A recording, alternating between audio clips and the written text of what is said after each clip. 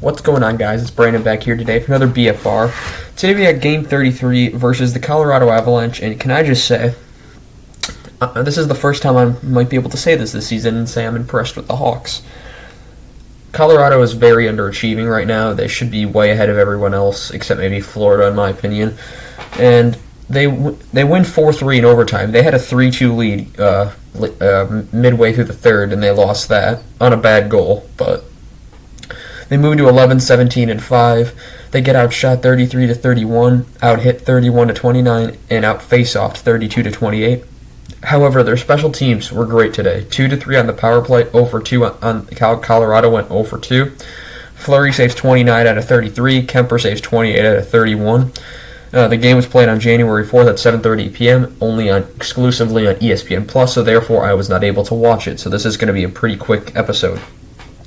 And before we go any further, earlier today, there was a trade with the Chicago Blackhawks. I'm just going to mention this now because it's kind of like the Chad Chris Gabriel deal. It's not a big trade. It's just a minor trade. So the Pittsburgh Penguins traded Sammy Lafferty to the Chicago Blackhawks in exchange for Alex Nylander. So Nylander's finally gone and is quite possibly the most useless thing the Hawks ever got. So Entwistle was in, Carpenter was in, Stillman was in, Gustafsson, Gabriel, and Slavin were out. In the first, 16:57, Murphy and Landeskog fight, so both get 5-minute majors for that. At 12:17, it's a Colorado goal from Eric Johnson. Yes, Eric Johnson with his fourth of the year from Kadri to make it 1-0. Then at 11:19, it's a Chicago penalty to Borgstrom for tripping, which would be killed. At 6:06, however, it's a Colorado goal from Alex Newhook, his seventh of the year from Abe Kubel to make it 2-0.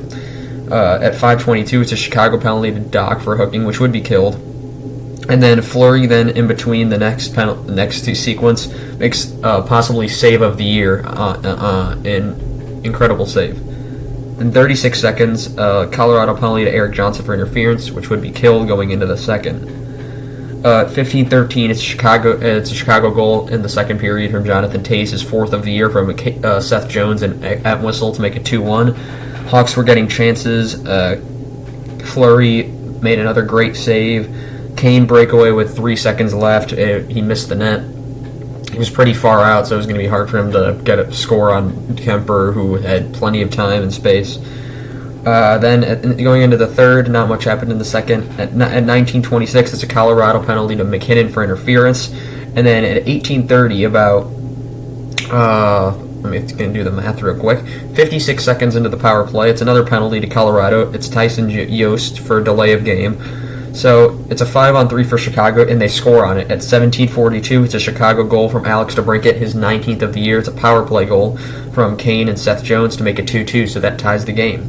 Then 40 seconds later, on the 5-on-4 penalty, on the 5-on-4 power play, it's a Chicago goal from Alex DeBrincat again, his second of the game, his 20th of the year. So I'm pretty sure he's fourth in the league maybe in goals right now. And it's from Kane and Seth Jones again to make it 3-2. It was the first one was a one-timer, the second one an absolute snipe.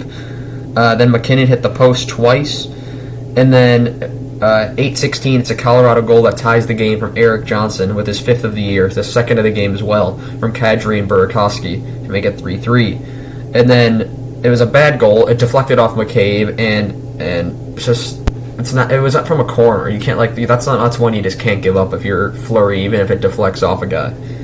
So we go to overtime, and at 2:22, it's a Colorado goal from Cale Makar, his 14th of the year. That's like almost a record as a defenseman for the first 25 games or something. I'm not sure how many games they've played, but 30 maybe. So it's from Landeskog and McKinnon. Colorado wins 4-3. However, this is a goal of the year candidate. He absolutely puts on the brakes, and Doc just goes the wrong way. And then he goes around one deke, 2 deke, 3 deke over Fleury. He's a right-handed shot, so he's on the backhand over Fleury. And phenomenal move, phenomenal goal, an incredible way to end the game. I'm perfectly fine with letting up that extra point this time. I mean, it still sucks that they lost, but Makar absolutely was just turned on beast mode in that overtime, and that was an incredible goal, and I loved every bit of it that I saw. So yeah, that's really all I have for you guys today. Nothing much changed in the standings. Nashville's now number 1 in that division. The Rangers are now number 1 in that division. These 3 teams keep switching. These 4 teams keep switching.